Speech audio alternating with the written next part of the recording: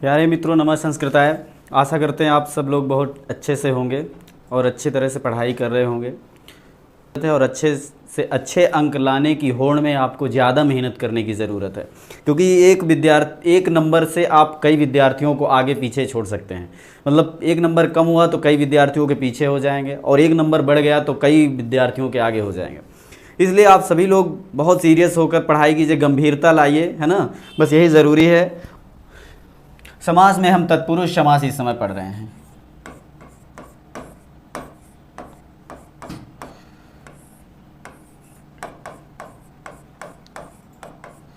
तत्पुरुष समास।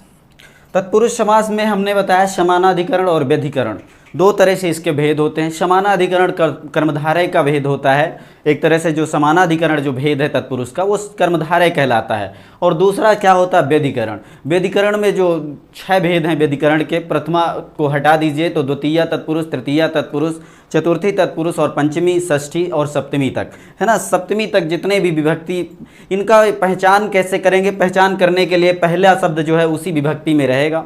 हाँ, पहला शब्द उसी विभक्ति में रहेगा। जैसे कष्टापन्ना आपने देखा, कष्टापन्ना तो ये सामासिक पद था, लेकिन यदि इसको विग्रह किए हैं तो कष्टम, कष्टम कहाँ का है? कष्टम ये द्विवचन का है ना, द्वितीय एक वचन का। और कष्टम आपन्ना आपने देखा था। तो इस तरह से कुछ शब्द हैं, ये आपन, द्वितीय, श्रितातीत, गतित, पथ, आत्यस्त, प्राप्त, आपन, ये शब्दों को आपको याद रखना है। और यदि ये शब्द याद रहे तो आपको विच्छेद आए ना आए वो तो मायने नहीं रखता, लेकिन इससे आप भिड़ा लेंगे कि ये द्वितीय तत्पुरुष का है। यदि ये चीज़ मान लीजिए वो चीज़ आप नहीं ध्यान देते हैं तो जब आप विग्रह करेंगे तो आपको द्वितीय दिखाई देगी तो आप जान जाएंगे। विग्रह करेंगे द्वितीय आपको दिखेगी, आप द्वितीय तत्पुरुष मार दीजिए, उसमें कोई डाउट नहीं है, बहुत कठिन भी नहीं है, बस थोड़ा सा दिमाग लगाने की ज़रूरत है। अच्छा, कोई सोच रहा हो कि बहुत हवा कि कोई चीज़ जान लें, तो ऐसा भी नहीं। देखिए, जब किसी चीज़ की तैयारी करना होता है, आदमी यदि किसी एग्ज़ाम को पीछे छोड़ देता है, तो जब किसी एग्ज़ाम को फिर से तैयारी करना होता तो इतना तैयार होकर आता है कि लगता है कि आज ये पीसीएस बन ही जाएगा, आज आईएएस बन ही जाएगा। मतलब पहली जब तैयारी करता शुरुआत में, और 2-3 दिन के बाद उसकी बैटरी डाउन हो जाती है। तो वो काम ना करिए कि बिल्कुल हवा के पकड़िए, आराम से चलिए और आराम से देखिए। हमारा जो जीवन है, हमारे गुरुदेव बताया करते हैं, हमारे जीवन की संरचना कुछ ऐसे चलती है, ये हमारे गुरुदेव कहा करते हैं। इसका मतलब जानते हैं, आपने ईसीजी को देखा, ये जीवन कभी मतलब इस तरह से चलता है, उतार और चढ़ाव रूप में, है ना। तो हम भी कभी कभी पढ़ाते हैं, कुछ चीज़ें आपको नहीं समझ में आती हैं, कुछ चीज़ें बहुत समझ में आती हैं। तो इसमें यह ना हो कि आप क्लास छोड़ दें, ऐसा नहीं है। आप उसको 2-3 बार क्लास को देखेंगे तो शायद आपको समझ में भी आ जाएगा। तो बहुत ज़्यादा समय ना लेते हुए बस जितना समझाना है उतना आप समझ गए होंगे, आशा करता हूँ ऐसा। अब क्लास पे चलते हैं, देख लीजिए।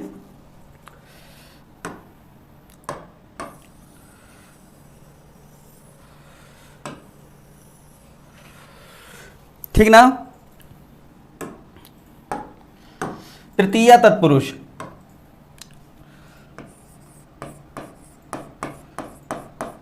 तृतीय तत्पुरुष समास।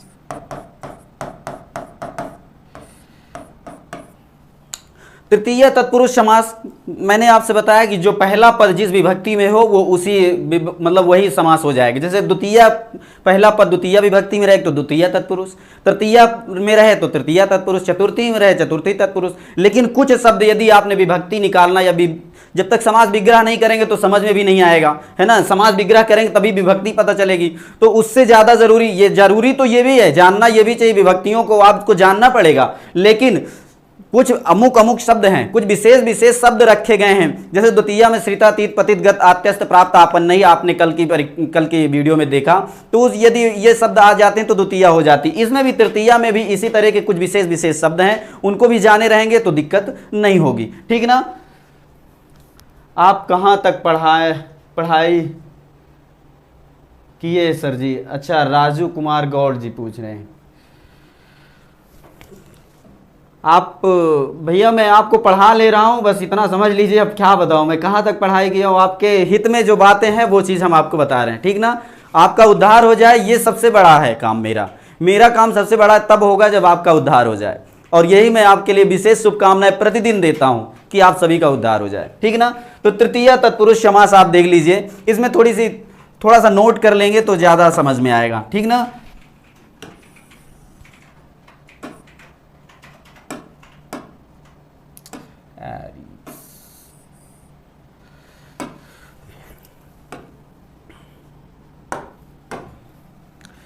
लिख लीजिए इसमें, जब तृतीय तत्पुरुष का समास, जब तत्पुरुष समास, जब तत्पुरुष समास, जब तत्पुरुष समास का प्रथम पद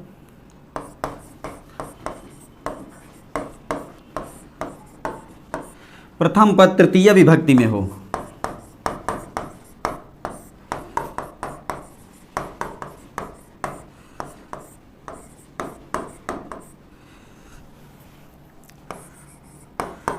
जब तत्पुरुष समास का प्रथम पद तृतीय विभक्ति में हो तो वहां पर तृतीय तत्पुरुष समास होता है, हो तो वहां पर तृतीय तत्पुरुष समास होता है।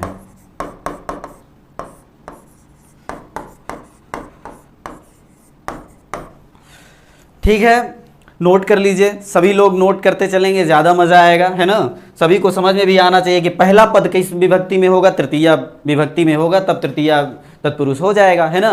तो इसमें जो विशेष विशेष शब्द हैं उनको भी जानना पड़ेगा, क्योंकि यदि आप विभक्ति निकालना नहीं जानते तो शब्दों से तो जान ही जाएंगे, लेकिन फिर भी आप विच्छेदन करना जानना पड़ेगा आपको, क्योंकि समासिक विग्रह भी पूछता है कभी कभी, ठीक ना। श्रवण कुमार भारती जी गुड इवनिंग, मुकेश यादव भैया good evening, Dharmendra Chaudhary, okay, अच्छा देवेंद्र चौधरी जी धन्यवाद भैया।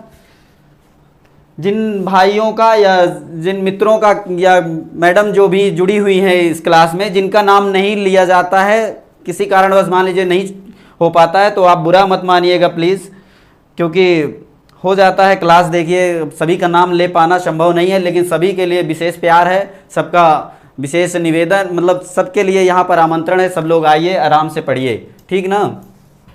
इस क्लास में देख लीजिए इसमें क्या है, एक सूत्र आप नोट कर लीजिए। पहले सबसे पहला सूत्र है कर्तिकरणे कृता बहुलम, कर्तिकरणे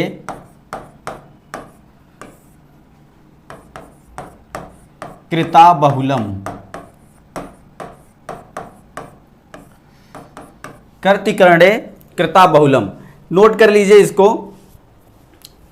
ये क्या कहता है, कर्ति का मतलब आप जान लीजिए ये कर्ता है, ये करणे का मतलब आप जान लीजिए ये करण है, और कृता का मतलब ये कृ धातु में तृतीय विभक्ति यदि लगाएंगे तो कृता बनेगा, है ना। जैसे पितृ का पित्रा बनता है ना, मातृ का मात्रा बनता है तृतीय विभक्ति एक वचन में, उसी तरह यहां पर कृता बना है। तो इसको कृ जो होता है, मतलब जो क्रियाएं होती वो कृदंत होती है ना, तो कृदंत के लिए ये कृदंत है, ठीक ना, कृदंत की बात यहां हो रही है। और बहुलम का मतलब बहुताधिक, मतलब ज्यादातर जगहों पर यह नियम आपको दिखाई देगा। बहुलम का मतलब होता है बहुत जगहों में ये चीजें दिखाई देंगे, थोड़ा सा मान लीजिए 99% में दिखाई देगा, 1% में नहीं दिखाई देगा कहीं पे, तो वो चीज के लिए बहुलम आता है, बहुलता है, ठीक ना। कर्तिकरणे कृता बहुलम, तो कर्ता में आप सबसे पहले जान लीजिए कि कर्ता की कौन सी विभक्ति होती है, ये नोट कर लीजिए, ये आपसे पूछ लेगा कभी ना कभी, या इसमें यूपी टेट में पूछता है इस तरह से, कर्ता की कौन सी विभक्ति होती है। तो कर्ता की विभक्ति तृतीया होती, कर्ता की तृतीया विभक्ति होती है।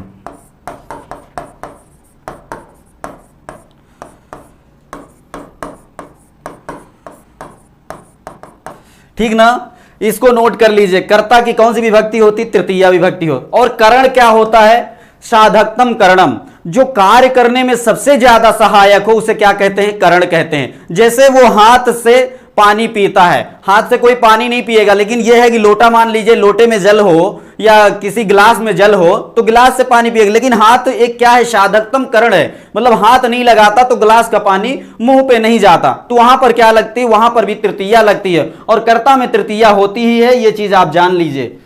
रागिनी पांडे जी, जी तृतीया जी, बहुत लोग, अतुल चौधरी जी, बहुत लोग हैं, बहुत ज्यादा तेज तर्राट लोग हैं, बहुत अच्छा लगता है, सभी लोग बहुत अच्छी से तैयारी कर रहे हैं, ऐसा प्रतीत होता है हमको।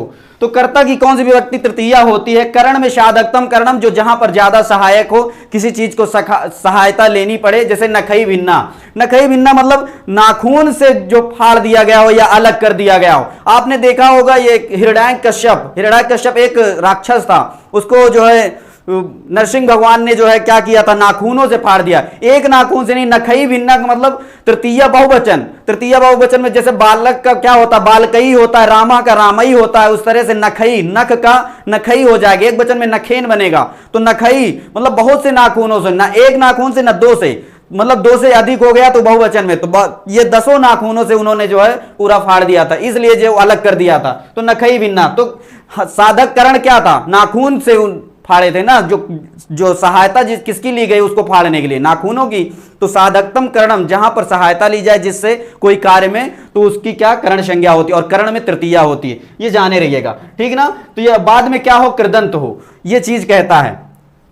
सर जी लखीमपुर डिस्ट्रिक्ट से बहुत अच्छा समझाते हैं, बहुत बहुत धन्यवाद अजय सिंह भैया जी, बहुत बहुत धन्यवाद। साधन है लोटा, जी देवेंद्र चौधरी, बिल्कुल समझ रहे हैं। यदि गिलास से या लोटे से पानी पी रहे हैं तो वहां पर साधन होगा वो। यदि हाथ से पानी पी रहे हैं तो हाथ से पीने का मतलब यहां पर जैसे वाक्य में लिखा हो कि वो हाथ से पानी पीता है, वह हाथ से पानी पीता है,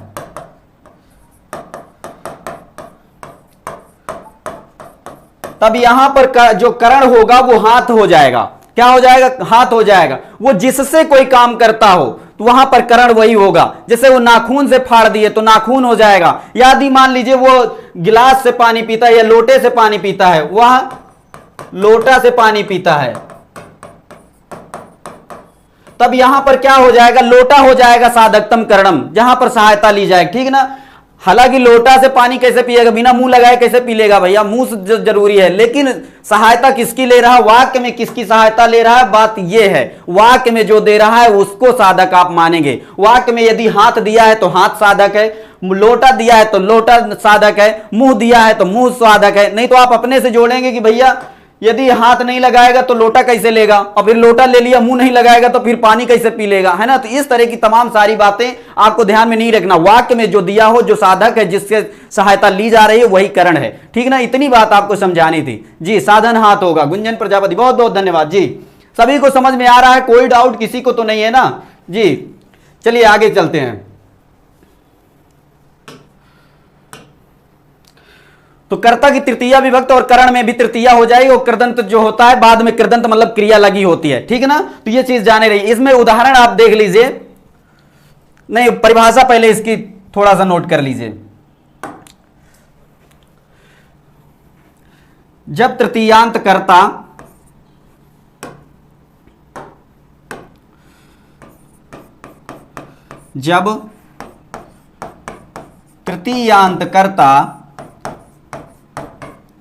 जब तृतीयांत कर्ता या करण कारक हो,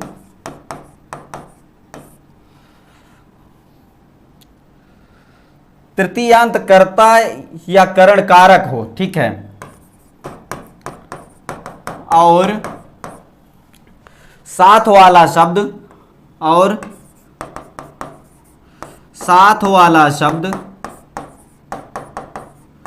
कृदंत हो,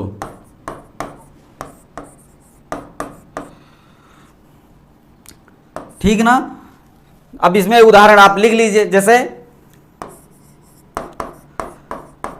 हरिणा त्रातः, ठीक ना। जब तृतीयांत कर्ता या करण हो और साथ में आगे क्या हो, कृदंत हो, तो वहां पर जो है तृतीय तत्पुरुष आपको दिखाई देगा, ठीक ना। तो हरिणा त्राता, इसमें कृदंत हो तो तृतीय तत्पुरुष हो जाएगा। इस पर लिख लीजिए, नहीं तो डाउट रहेगा। हो तो तृतीय तत्पुरुष होता है, ठीक ना। इतना नोट कर लिए। हरिणा त्राता, हरिणा में देख लीजिए तृतीया दिखाई दे रही है, हरि का रूप चलाएंगे तो तृतीया एक वचन में हरिणा बनेगा। तृतीया एक वचन में क्या बनेगा, हरिणा बनेगा। तृतीया एक वचन की ही केवल यहां बात नहीं है, तृतीया विभक्ति में 3 रूप बनते हैं। जैसे हरिणा बन जाएगा, फिर इसके बाद क्या बनेगा, हरिभ्याम बन जाएगा। हरिभ्याम देख लीजिएगा, थोड़ा डाउट भी हो सकता है तो आप अच्छे से क्लियर कर लीजिएगा। और यहां पर जो बहुवचन में बनेगा हरिभी बनेगा, इस तरह से बनेगा। तो ये तीनों में से कोई वर्ड रहेगा तो मतलब ये इस वाक्य की बात कर रहे हैं, तो तीनों वचनों में, मतलब प्रथम में, एक वचन में, द्विवचन में और बहुवचन में भी तृतीया का होना चाहिए पद, ये जरूरी है। तृतीया का होना ये इंपॉर्टेंट है, वचन की कोई बात नहीं, ठीक ना। तो यहां पर हरिणा जो है तृतीया का क्या है, एक वचन है। और त्राता क्या है, त्रात मतलब रक्षार्थ हेतु, ये धातु है। तो धातु कैसी, क्रियाओं की धातु होती है ना, जैसे गम माने क्या होता है, जाना, गम क्या है, धातु है, तो जाना एक क्रिया है ना। तो इसी तरह त्रात जो है एक क्रिया है, रक्षार्थ हेतु। आप रामायण या महाभारत देखे होंगे तो त्राहिमाम जब जाते थे उनके राजाओं के पास या फिर इंद्र भगवान के पास, जो तमाम सारे देवता जाते, त्राहिमाम बचा लीजिए, या इंद्र ही किसी देवता के पास जाते, तो वो त्रात अर्थ होता है रक्षार्थ हेतु। तो ये इसका हरिणा त्राता का क्या हो जाएगा, सामासिक पद हरित्राता हो जाएगा, हरित्राता। इतनी बात समझ में आई। इसका हिंदी आपको जानना है तो जान लीजिए, नहीं तो हिंदी आपसे पूछेगा नहीं परीक्षा में, ठीक ना। मतलब हरि के द्वारा संकट को जो है टाला गया या संकट से बचाया गया, ठीक ना, संकट से बचाया गया। त्रात माने रक्षा की गई, हरि के द्वारा रक्षा की गई, संकट में रक्षा की गई या रक्षा की गई, जिस तरह से आप अर्थ निकालें। त्रात माने रक्षा होता है, हरि का मतलब भगवान होते हैं। तो हरिणा एक वचन क्यों लगा, क्योंकि हरि भगवान एक ही है, इसलिए इसमें हरिणा एक वचन लगा। जैसे आप नखई भिन्ना बताए तो नाखून तो बहुत सारे हैं, तो इसलिए बहुवचन भी लगा दिया। एक आंख, मान लीजिए एक नाखून से किसी की आंख फोड़ी जाती तो नखीन हो जाता है ना, तो यहां पर नखई जो हो जाएगा तो वो बहुवचन के लिए। यहां पर लिख लीजिए, वो भी उदाहरण सही है, नखई भिन्ना, नखई भिन्ना, इसका हो जाएगा नख भिन्ना, ठीक ना, नख भिन्ना हो जाएगा। तो नाखून से जो भेदा गया, जिसे नाखून से अलग किया गया, भिद धातु इसमें भी लगी है, भिद धातु है, ठीक ना। कहता है कृदंत होना चाहिए, तो कृदंत क्या होगा, भिद धातु है, तो ये कृदंत नहीं होगा। जो धातुएं होती हैं वो कृदंत होती हैं, क्योंकि क्रियाओं की जो धातुएं होती हैं वो क्रिया होती हैं, है ना। जैसे गम, पठ, या खाने के अर्थ में या चलने के अर्थ में, जो भी, या जो हंसने के अर्थ में सारी क्रियाएं होती, ठीक ना। हरि के द्वारा रक्षा, जी रक्षा करने हेतु में, जी बिल्कुल। रागिनी पांडे जी, देवव्रत पांडे जी, सभी लोग बहुत ठीक ठाक पढ़ रहे हैं, बहुत अच्छे से पढ़ रहे हैं। गुंजन प्रजापति जी धन्यवाद। सभी लोग अच्छे से पढ़ाई कीजिए, बहुत अच्छा लगता है जब आपका पॉजिटिव कमेंट आता है और सभी लोग ध्यान देते हैं पढ़ाई पे। कुछ लोग फिर बाद में नंबर मांगने लगते हैं, उठपटांग हरकतें करने लगते हैं, वो चीजें ना किया करिए। नंबर मांगिए, कोई दिक्कत नहीं है, जब आपस में दोस्ती मित्रता यारी हो जाए कोई दिक्कत, हमें कोई प्रॉब्लम नहीं है बस। लेकिन जिस हेतु में हम हैं वो हेतु में आप भी रहिए। हाँ, यदि आप बहुत अच्छे टैलेंट वाले हैं, अच्छे से पढ़ाई कर सकते हैं तो पढ़ाई कीजिए, लेकिन सब कुछ करना जायज है आपके हिसाब से, हमारे हिसाब से नहीं, लेकिन पढ़ाई भी जायज है, ये जाने रहिए। नखई भिन्ना, नख भिन्ना होगा। यदि आपसे पूछेगा नख भिन्ना में कौन सा समास है, तब आप तत्पुरुष समास तो मारिएगा। यदि तत्पुरुष समास के अदर में, मतलब इतर कोई तृतीया तत्पुरुष दिया हो, तत्पुरुष ना दिया हो, तृतीया तत्पुरुष दिया हो, तो आप तृतीया तत्पुरुष मारिएगा। हरिणा त्राता में या हरि त्राता दिया रहे तो आप समासिक विग्रह करके जान लीजिएगा कि हरिणा बनता था, हरि त्राता में हरिणा बनता था, तब त्राता आया। या त्रात शब्द से आप ये कृदंत समझ लीजिए, तो कृदंत में तो आप थोड़ा सा आपको विस्मय हो जाएगा, लेकिन यदि इस तरह से इसका विच्छेदन कर लेंगे तो समझ में आ जाएगा, विग्रह कर लेंगे तो समझ में आ जाएगा, ठीक ना। नखई तृतीया का है, इससे आप जान जाएंगे ये तृतीया का बहुवचन है, तो तृतीया तत्पुरुष होगा ही होगा, इसमें कोई डाउट होना ही नहीं चाहिए। ये हरिणा तृतीया एक वचन का है, इसमें तृतीया तत्पुरुष होगा ही, है ना। तो बस इस तरह से रहेगा। एक उदाहरण और देख लीजिए, खड्गेन हतः, खड्गेन हतः, खड्गेन ये तृतीया एक वचन का, जैसे बालकेन होता है उसी तरह खड्गेन हो गया। खड्ग मतलब क्या होता है, तलवार, खड्ग, है ना। तो कृपाण, उसको कृपाण भी कहते हैं ना। तो इस तरह खड्ग मतलब तलवार, तलवार से जो मारा गया, है ना। हता मतलब मार दिया गया जो, तो वो उसको खड्गेन हता, तो इसका क्या हो जाएगा, समासिक विग्रह हो जाएगा, खड्ग हता।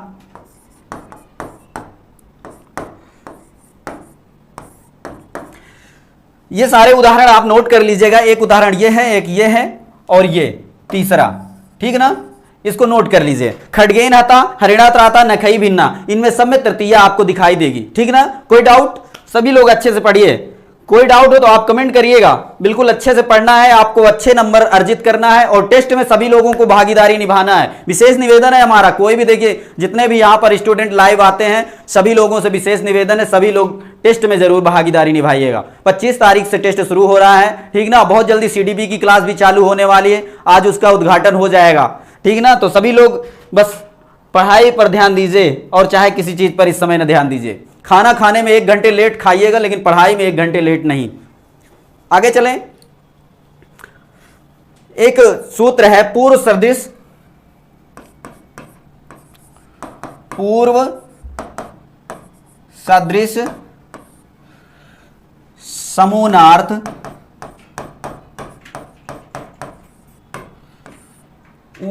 पूर्व सदृश समूहार्थ कलह निपुण मिश्र संलक्षणई। ठीक ना।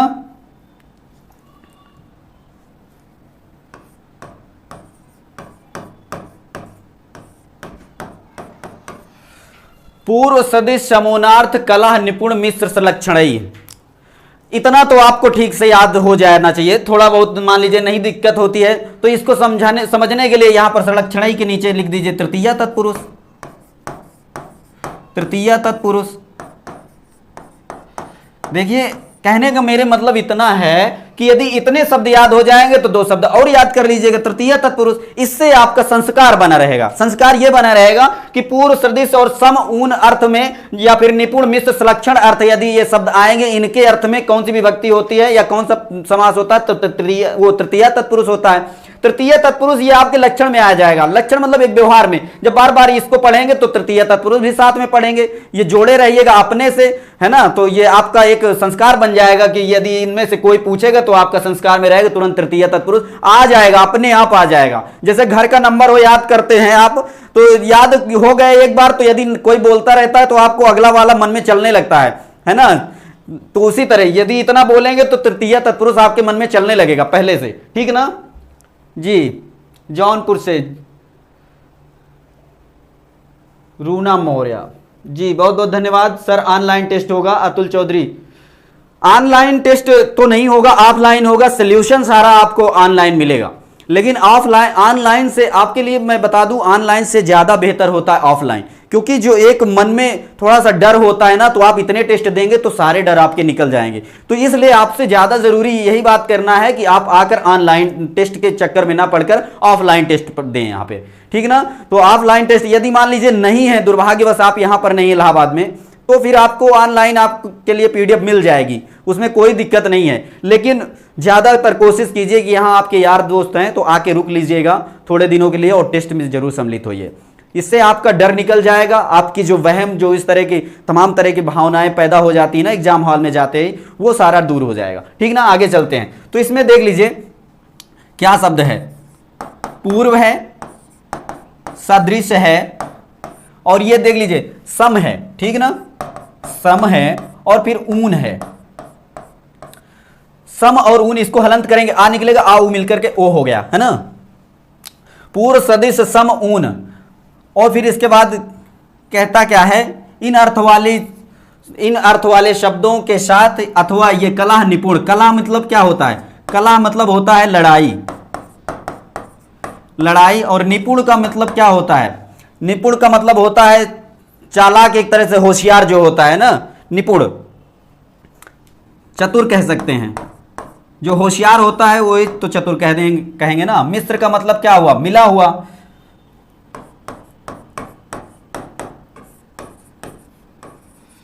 मिला हुआ। और संलक्षण का मतलब होता है चिकना। ठीक ना, इतनी चीजें जान लीजिए। पूर्व का मतलब तो पहले सदृश का मतलब समान, और सम का मतलब भी समान, उसी तरह का। ऊन का मतलब होता है कम। ऊन का मतलब क्या होता है, कम। जैसे 29 बोलते हैं तो 30 से एक कम 29 होता है ना। 29 आप पढ़ते हैं, 29 शुद्ध शब्द है, तो ऊन का मतलब 30 से एक कम 29 हो गया, है ना। तो इस तरह से ऊन का मतलब कम होता है। लड़ाई, कला, निपुण, चतुर हो गया, मिश्र मिला हुआ, संलक्षण चिकना। कोई डाउट। हम लोग कैसे आए भैया, बस से आइए, और कैसे आएंगे, और कोई सुविधा यहां से होती तो हम जरूर आपको बुलवाते। आ नहीं सकते अतुल चौधरी जी। गुंजन प्रजापति, बहुत सौभाग्य से लोग प्रयाग की धरती आते हैं, आप समझ लीजिए। अब और क्या कहें। आइए, यहाँ प्रयाग में बहुत सारा चीज़ देखने के लिए है, तो किसी न किसी बहाने से आ जाइए, टेस्ट भी दे लेंगे, आपके हित में रहेगा। बाकी आपकी इच्छा, जैसा आप सुविधा देखेंगे वैसा आ जाएंगे। अब उसमें हम क्या करें, कैसे आए, हमारे यहाँ से कोई सुविधा जाती तो ज़रूर आपको हम बुलवा लेते। ठीक ना। चलिए इस पे देख लीजिए, नोट कर लीजिए थोड़ा सा।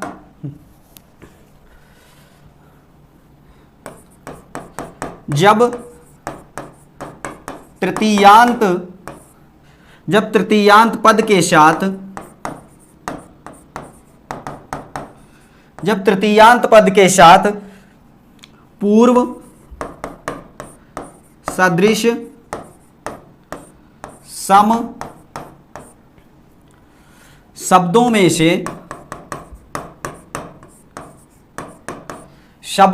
से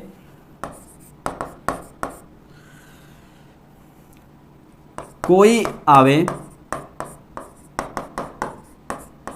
अथवा ऊन का मतलब कम लिख लीजिए, कम, कलह इसका मतलब लड़ाई झगड़ा कर दीजिए, निपुण, निपुण का मतलब होता है चतुर कर दीजिए या होशियार कर दीजिए। हाँ, मिश्र, मिला हुआ, ठीक ना। और सुलक्षण,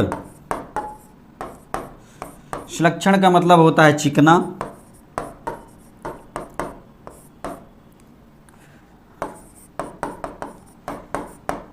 शब्दों में से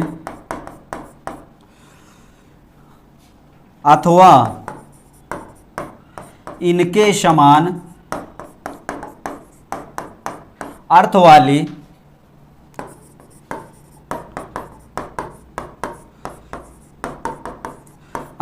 शब्दों के साथ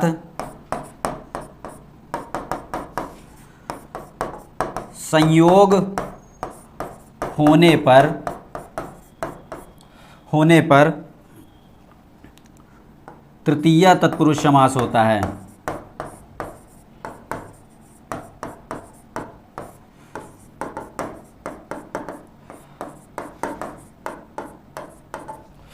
ठीक है, इतना नोट कर ले। जब तृतीयांत पद के साथ पूर्व सदृश सम शब्दों में से कोई आवे, अथवा ऊन मतलब कम, कलह लड़ाई, निपुण चतुर, मिश्र मिला हुआ, सुलक्षण चिकना शब्दों में से आवे, अथवा इनके समान कोई अर्थ देने वाले शब्द में, मतलब ये शब्द तो आए या इनके भी समान कोई अर्थ दे। मतलब ऊन मतलब कम तो होता है, लेकिन किसी और मीनिंग में कम हो, मतलब किसी और का अर्थ कम निकले तो उनमें भी तृतीया तत्पुरुष समास होगा, है ना। तो उनके साथ जो है तृतीयांत शब्द जुड़ा रहेगा तो फिर तृतीया तत्पुरुष समास होगा।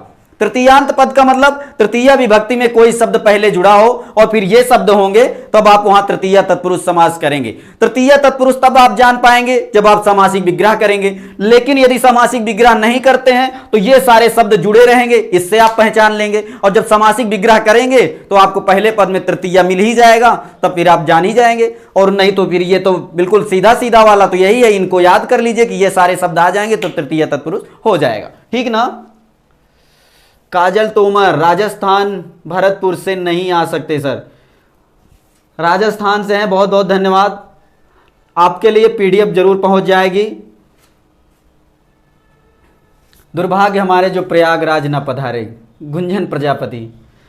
अब उसमें हम क्या कर सकते हैं। हमें तो लगता है जैसे ऑनलाइन ऑफलाइन क्लास होती तो आप हम एक मतलब सामने रूबरू होते एक दूसरे के, है ना। यदि जो लोग आएंगे तो उनसे हम लोगों के बाय फेस परिचय हो जाएंगे, है ना, कि आप लोग ऑनलाइन पढ़ते हैं। तो ये भी सौभाग्य, और इलाहाबाद में आपको घूमने का सौभाग्य, संगम नगरी, तमाम चीज़, बहुत चीज़ देखने के लायक है यहाँ पर। तो इस तरह की चीज़ें आपको देखने के इसी बहाने मिल जाएगा, थोड़ा सा समय निकाल कर। आगे चलते हैं, देख लीजिए।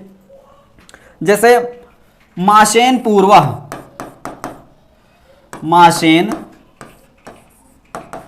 पूर्वः, मासेन में देख लीजिए तृतीया एक वचन है, ठीक ना। और पूर्व सदृश सम ऊन कला मिश्र निपुण, है ना, ये सारे शब्द में से आपको पूर्व मिल ही गया है। तो पूर्व यदि याद आपको रहेगा तो कोई दिक्कत नहीं, लेकिन समासिक विग्रह करेंगे तो मासेन आपको जैसे दिखाई दिया तो वैसे आपका समझ में आ जाएगा। लेकिन इसको समासिक पद में आपसे पूछेगा मास पूर्वा, मास पूर्वा, ठीक ना।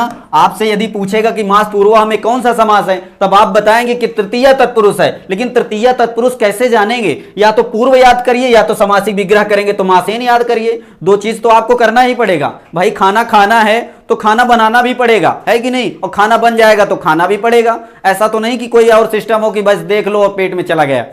कार्य तो करना पड़ेगा, ठीक ना। आगे चलते हैं। जैसे मात्रा सदृशः, मात्रा सदृशः, मात्रा सदृशः में क्या हो जाएगा? मातृ सदृशः,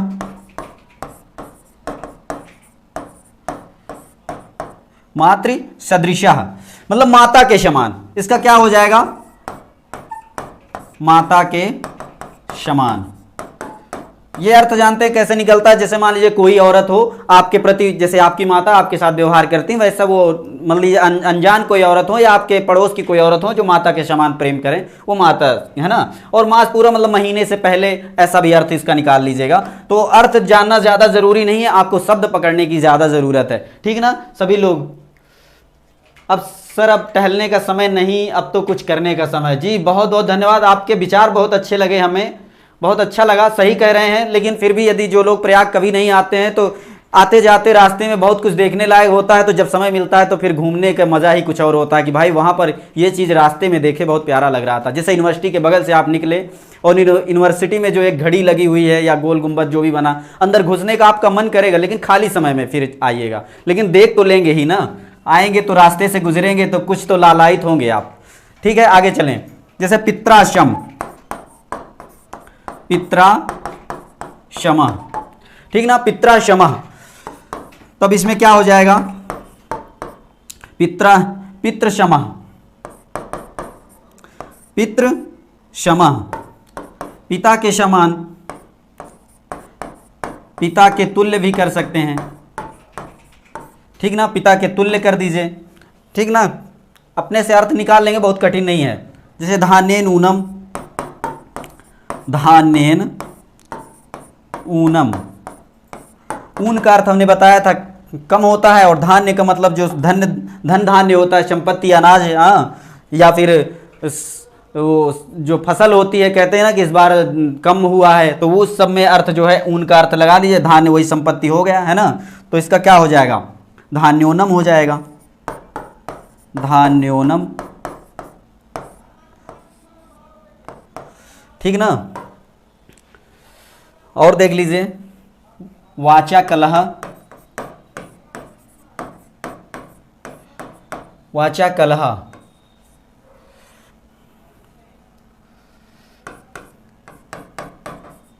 वाक कलह, ठीक ना। वाक कलह मतलब बातों बातों में जो लड़ाई हो जाती है उसे वाचा कलह या वाक कलह कहते हैं ना। जैसे बात आदमी, जैसे बहुत बतूनी कोई आदमी हो, साथ में बैठा हो, तो अब पक्का यदि बैठा रहे आधा घंटा तो लड़ाई हो ही जाएगी, है ना। CDP 25 से चलेगी। जी गुंजन प्रजापति बिल्कुल सही कह रही हैं। शेर बहादुर नहीं, आज से चलेगी। आज तो इसका उद्घाटन होगा शेर बहादुर जी, आज इसका जो है प्रस्तुति हो जाएगी आज से, लेकिन चलेगा जो है 25 से ही, ठीक ना। 7:55 से चलेगी। जी जी बिल्कुल, वाक कलह, ठीक ना। इसी तरह से और देख लीजिए आचरेण निपुणः, जैसे आचरेण निपुणः, आचार निपुणः हो जाएगा, आचार निपुणः, ठीक ना। आचार में जो कुशल हो, आचार में जो चतुर हो, आचार का मतलब व्यवहार आपका अच्छा खासा व्यवहार हो, है ना, निपुणता हो, जो बहुत अच्छा समाज में उसका बना हो, वो चीज, ठीक।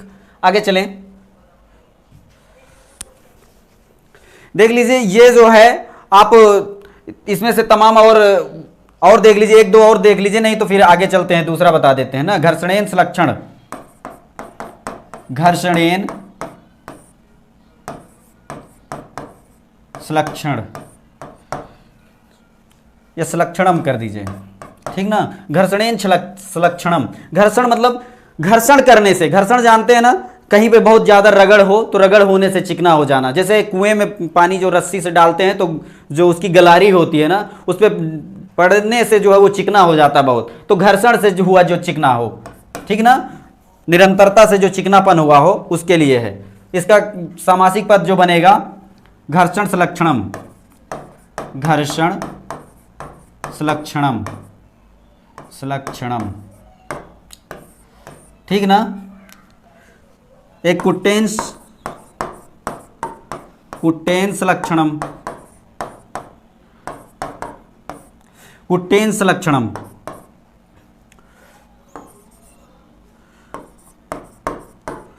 कुटंस लक्षणम, कूटने से जो चिकना हुआ हो, जैसे जौ होता है ना, बिर्रा जो गांव में कहते हैं, जानते होंगे, उसको कूटने से चिकना हो जाता है ना, तो वो चीज के लिए ये कुटंस लक्षणम हो जाएगा, ठीक ना। इतना थोड़ा सा बस ये उदाहरण था, और किताबों से आप ढूंढ लीजिएगा जो मिलेगा, वैसे आपके उपयोगी, काम के उपयोगी जितने थे हमने सारे बता दिए, ठीक ना। आगे चलें, क्योंकि बहुत सारे उदाहरण, एक एक उदाहरण हल करवाएंगे तो समय भी आपका जाता रहता है ना।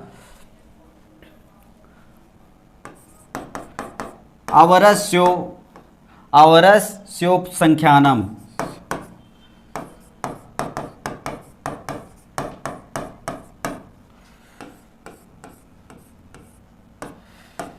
ये एक सूत्र है, इसको नोट कर लीजिए, आवरस्योपसंख्यानम। ये सूत्र क्या, ये वार्तिक है।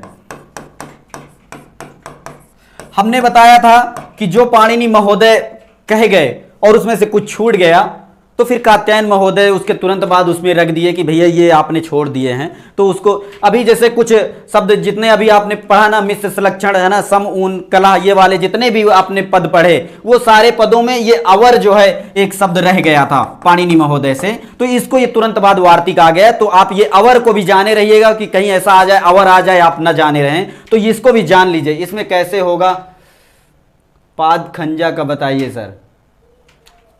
पादेन खंजा हो जाएगा, पादेन में तृतीया हो जाएगी, खंजा कर दीजिए, ठीक ना।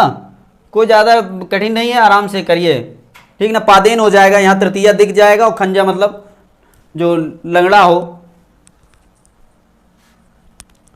ठीक है। आगे देखें, तो अवर शब्द जो है ये छूट गया था, अवर शब्द उसमें जो था वो छूट गया था। तो ये चीज जो है आपको इसको बताने के लिए कि अवर भी शब्द है, इसको बताने के लिए वार्तिक रखा गया, ये कात्यायन महोदय ने रखा कि पाणिनि महोदय ये छोड़ गए हैं, इसमें भी तृतीया होती इसके योग में, ठीक ना। तो इसमें नोट कर लीजिए। तो उपसंख्यानम जहां भी आएगा आप जान लीजिएगा कि ये वार्तिक है, ये चीज जाने रही है। उपसंख्यानम जहां पर आए, उप मतलब समीप के अर्थ में अभी आपने पढ़ा होगा, है ना, अभी पढ़ा 1-2 दिन पहले वीडियो में। उप का मतलब समीप में, आख्यान मतलब जो समीपता में कहा जाए, उन्हीं के समीपता में जो अभी कह गए उन्हीं के समीप में इनको भी कहा जाए, ये चीज कह रहा है, ठीक ना। तो उपसंख्यानम यदि आपको दिखाई दे तो आप जान लीजिए कि ये वार्तिक है, ठीक है। इतना जाने रहिएगा। सर पाणिनि महोदय के बारे में बता दीजिएगा। जी बिल्कुल बताए हैं, पहले भी हमने आपसे बताया था, और थोड़ा सा समय कम रहता है। पाणिनि महोदय जो है बहुत पढ़ने में जो है चतुर नहीं थे, लेकिन उन्होंने जो है भगवान महादेव की पूजा करने से, आराधना करने से उनको जो है बहुत सारा ज्ञान प्राप्त हुआ। तो उन्होंने जो है माहेश्वर सूत्र की रचना की, और डमरू बजाकर 14 माहेश्वर सूत्र मिले, उसी से पूरा व्याकरण उन्होंने बना कर रख दिया। तो पाणिनि के जो व्याकरण है, व्याकरण जो आज हम पढ़ रहे हैं, वो सब पाणिनि महोदय की देन है, ठीक ना। उनका समय 400 से 500 ईसा पूर्व, 450 आपको यदि दिखाई दे तो आप 450 मार दीजिएगा, यदि 400 से 500 दिखाई दे तो फिर वो आपका वो मार दीजिएगा, ठीक ना। तो इस तरह से आप पाणिनि महोदय का समय जान लीजिएगा। उनकी माता का नाम दाक्षी था, ये चीज मिलता है, उनके पिता का नाम पणिन था। तो ये चीजें आपसे पूछेगा नहीं वैसे, तो ये इतनी चीजें आप जाने रहिएगा, ठीक ना। 450 ईसा पूर्व आप मारिएगा, ठीक है। अवरस्य उपसंख्यानम, अवरस्य उपसंख्यानम, इसको अवरस्य करेंगे तो इसमें आ और उ मिलकर के ओ गया हो जाएगा, तो अवरस्य उपसंख्यानम है, ठीक ना। इसको अलग कर दीजिए, अवरस्य उपसंख्यानम। पाणिनि अष्टाध्यायी के बारे में देख लीजिए, अभी प्रश्न पूछा था हमने, शुरू वाली वीडियो में बताए थे। पाणिनि अष्टाध्यायी में जो है कितने, लगभग 4000 सूत्र हैं पाणिनि अष्टाध्यायी में, और यह अष्टाध्यायी नाम से ही जैसे ज्ञात होता है 8 अध्यायों का समूह है, मतलब 8 अध्यायों का विशाल ग्रंथ है अष्टाध्यायी, ठीक है। तो अष्टाध्यायी जो है 8 अध्याय, इसमें प्रत्येक अध्याय में 4 पाद हैं, ठीक ना। प्रत्येक अध्याय में कितने पाद, 4 पाद, तो 8 चौक 32 पाद, कुल मिलाकर पूरे 32 पाद में अष्टाध्यायी है। अभी जूनियर एडेड की परीक्षा जो हुई थी, इसमें पूछा था कि प्रत्येक अध्याय में कितने पाद होते हैं अष्टाध्यायी में। देख लीजिए बेसिक का वो भी सवाल है और ये भी आपका यूपी टेट भी बेसिक से ही है। तो आप इतनी सब थोड़ी बहुत जानकारियां रखे रहिए कि अष्टाध्यायी 8 अध्याय हैं और प्रत्येक अध्याय में 4 पाद हैं, तो 8 चौक 32, इस तरह से पूरे 32 पाद हैं अष्टाध्यायी में, ठीक ना। और पॉइंट की जो महत्वपूर्ण रचना है वो अष्टाध्यायी है, ठीक है। आगे चलते हैं। अवर शुभ संख्यानम, इसमें थोड़ा सा नोट कर लेंगे तो ज्यादा मजा आ जाएगा। अतः अवर शब्द को भी, अवर शब्द को भी इन्हीं सूत्रों में, इन्हीं सूत्रों मतलब अभी इसके पहले जो सूत्र है, इन्हीं सूत्रों में गणना करनी चाहिए, ठीक ना, गणना करनी चाहिए। अर्थात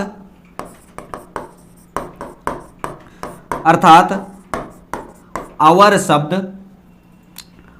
शब्द के साथ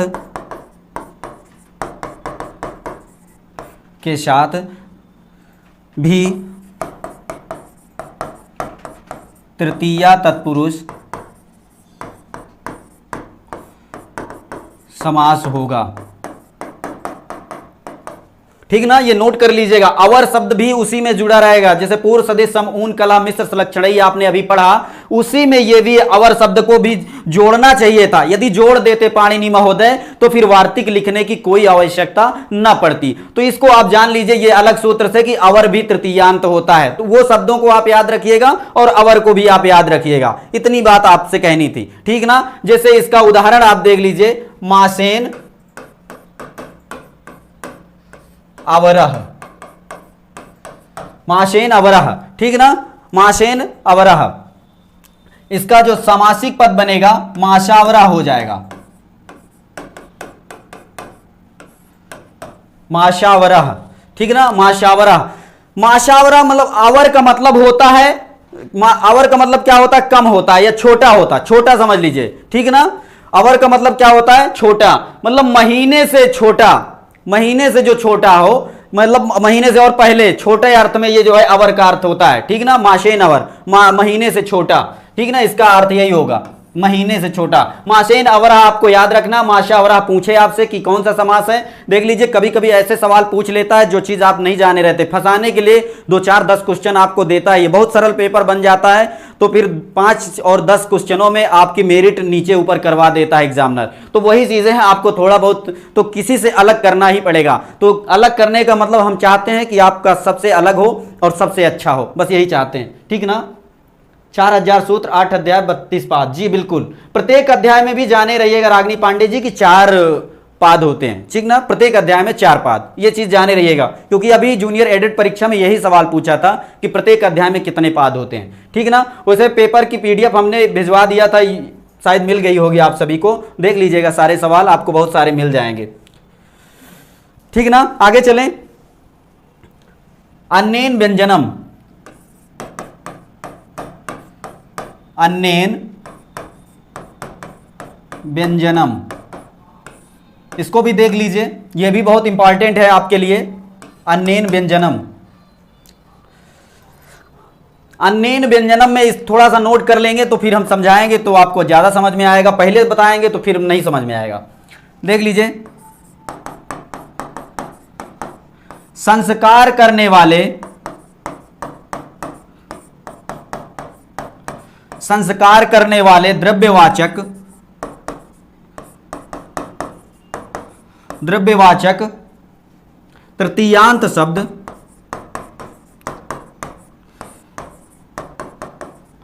तृतीयांत शब्द अन्नवाचक शब्द के साथ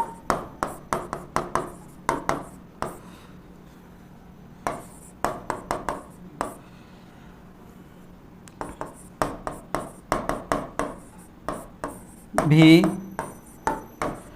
तृतीया तत्पुरुष समास बनेगा।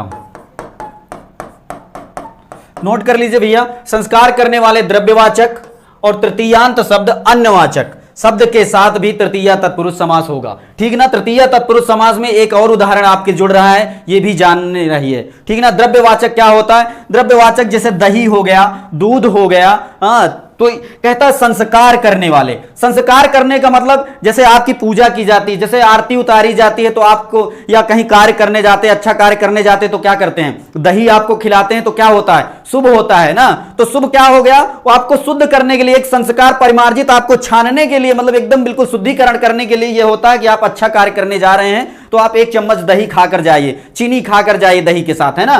तो वो क्या होता है? द्रव्यवाचक हो गया। तो द्रव्यवाचक में क्या होगा? तृतीयांत शब्द हो तो वहां पर भी तृतीया तत्पुरुष समास होता है। ठीक ना, ये चीज। और अन्नवाचक क्या होता है? जैसे अन्नवाचक में पूजा में क्या रखते हैं? आपको अच्छा चावल वावल दिखाई देता है पूजा में, है ना। तो ये भी क्या होता है? अन्नवाचक जो संस्कार में आते हैं तो ये अन्न होता है, चावल वावल, है ना। आप सभी लोग जान रहे हैं ना, कर रहे हैं सर नोट? जी बिल्कुल गुंजन प्रजापति जी, हमारी बात सबको समझना। देखिए जितना हम बता रहे हैं आप इसको लिखिए जरूर, लेकिन थोड़ा सा हम जितना व्याख्यायित करते हैं उस पर भी विशेष ध्यान दीजिए। द्रव्यवाचक का मतलब होता है जैसे पूजा हवन आदि में घी की जरूरत पड़ती है तो वो द्रव्यवाचक शुद्धिकरण के लिए, शुद्धिकरण का मतलब आपको जैसे माहौल को शुद्ध करने के लिए आदमी हवन करता है तो पूरा वहां का माहौल शुद्धिकरण हो जाता है, पूरा वहां का क्षेत्र शुद्ध हो जाता है। तो ये संस्कार मतलब शुद्ध होने का मतलब एक तरह से पूरा पाप से बिल्कुल निर्गत, पाप से बिल्कुल हटा हुआ, है ना, बिल्कुल शुद्ध, है ना। तो परिमार्जित मतलब छना हुआ, किसी तरह का दिक्कत ना हो। और इसी तरह से दूध भी होता है, दूध भी आपको चढ़ाते हैं, देखिए भोलेनाथ पे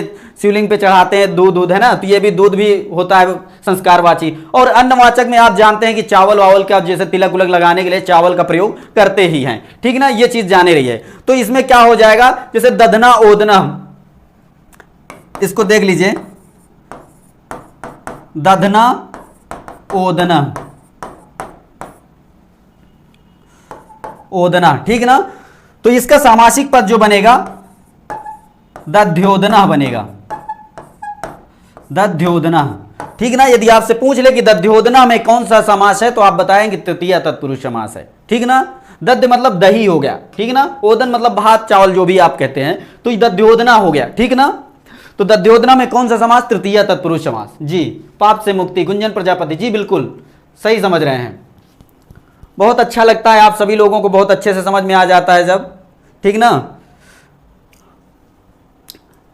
हम देखिए, हमने बताया कि तृतीया तत्पुरुष समास जब भी आप पढ़िएगा तो विभक्ति को सबसे पहले ध्यान दीजिएगा। विभक्ति को ध्यान तब दे पाएंगे जब आप सामासिक विग्रह करेंगे, तब ध्यान दे पाएंगे, है ना। सामासिक विग्रह आप जाने रहेंगे तो आप जान जाएंगे, लेकिन यदि विशेष विशेष अमुक अमुक जो शब्द हैं या जो महत्वपूर्ण शब्द इसमें बताया गया, पूर्व सदिश सम ऊन कलह मिश्र सलक्षणई या फिर माशा आवरा या दध्योदना, इस तरह से आप सब याद कर लेंगे ना, तो मान लीजिए फिर आपको कोई बाहर कर ही नहीं सकता। इस तरह से आप पूरे शब्दों को याद कर लेंगे तो दिक्कत ही नहीं होगी। और विभक्ति करना, यदि आपको विभक्ति को इसको अलग अलग करना जान गए तब तो और कोई दिक्कत नहीं है ना। तो इसलिए जो है ये चीज जाने रहिएगा। दधना में जैसे तृतीया का एक वचन लगा हुआ है ना, तो तृतीया का एक वचन आपको दिखाई दे रहा होगा, जैसे पित्रा बनता है या कहीं पे जैसे वध्वा बनता है, इस तरह से जहां पर भी आपको तृतीया में बहुत बड़ा आ की मात्रा दिखाई देगी, आप उस तरह के रूप आप देखते रहिए। देखिए रूप भी आपके प्रकरण का है, आपके यूपी टेट सिलेबस का है, तो रूप आप पढ़े रहेंगे तो आप गेस कर पाएंगे, ठीक ना। तो रूप भी आप पढ़ते रहिए, समय देना पड़ेगा, ज्यादा से ज्यादा समय दीजिए। तो इस तरह से आप जाने रहिए। यदि हिंदी में आप इसका तृतीय तत्पुरुष समास को देखते हैं तो तृतीय तत्पुरुष में क्या आप जानते हैं, जैसे गुणहीन आपके सामने आता था तो आप गुणहीन में क्या अर्थ निकालते थे? गुण से हीन, गुण से हीन। अब इससे आप कारक चिन्ह से आप पता लगा लेते थे कि ये तृतीय तत्पुरुष का है कि नहीं, से आपको दिखाई देता था तो आप जान जाते थे कि ये जो है तृतीय तत्पुरुष का है। इसी तरह आप जैसे कष्ट साध्य, कष्ट साध्य जैसे हो गया तो क्या इसका अर्थ निकले? कष्ट से साध्य, है ना। तो से का अर्थ जब आता था तो आप कारक चिन्ह से आप समझ लेते थे, ठीक ना। इतना जाने रहिएगा। तो लेकिन यहां पर आपको केवल विभक्ति देखना है और ये विशेष विशेष शब्द देखना है, ठीक ना। आज के लिए बस यहीं रहने दें। अनिकेत जी इंग्लिश या संस्कृत दोनों में से एक चुनना पड़ेगा। जी बिल्कुल नहीं, अगर आपकी इच्छा नहीं है तो आप इंग्लिश भी भर सकते हैं। जी बिल्कुल सही कह रहे हैं। तो ठीक है, मेरा संस्कृत में 36 का आंकड़ा है। अच्छा जी, बहुत बहुत धन्यवाद। 36 का आंकड़ा मतलब अच्छे से पढ़ाई कीजिए और हम नहीं जानते हैं। कष्ट से साध्य, जी बिल्कुल ठीक है, आज की कक्षा को बस यहीं पर विराम करते हैं। कल की कक्षा में फिर आपसे मिलेंगे, बस इस उम्मीद के साथ कि जैसे हम आपको छोड़ के जाते हैं पढ़ाते हुए, इसी तरह आप पढ़ते रहेंगे, घर पर जहां भी रहेंगे अच्छे रहेंगे, स्वस्थ रहेंगे, मस्त रहेंगे, लेकिन पढ़ते जरूर रहेंगे। ठीक है ना, बस इसी आशा और उम्मीद के साथ कि आप बढ़िया अच्छे अंक लाएं, लेकिन 25 तारीख को यहां पर टेस्ट देने जरूर आएं। ठीक ना, आज की कक्षा को बस यहीं पर विराम करते हैं, इजाजत दीजिए। नमः संस्कृताय।